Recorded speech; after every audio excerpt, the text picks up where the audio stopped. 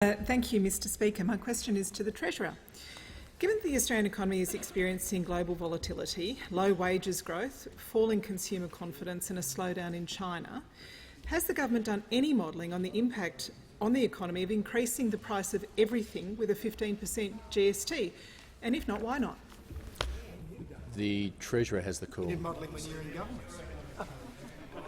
Thank you, Mr Speaker, and I thank the member for her question. And she makes reference to some very serious issues that I know Australians are concerned about as they see the volatility that is occurring in the global economy, the volatility that we've seen in markets, particularly over the past month.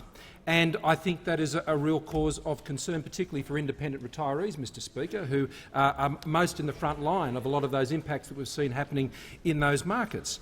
And these times more than ever, Mr Speaker, I think highlight the need to ensure that we do everything we can to strengthen our financial position, to ensure that there is stability in the government's finances, Mr Speaker, and not do things that place pressure on the government's budget position, as those opposite plan to do, Mr Speaker. Now, the proposal that the member for Sydney has talked about, I'm not aware of.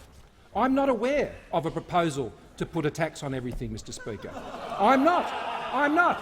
Those opposite seem to think that the consumption tax in this country is on everything, Mr Speaker. It's actually not. It's not on everything, Mr Speaker.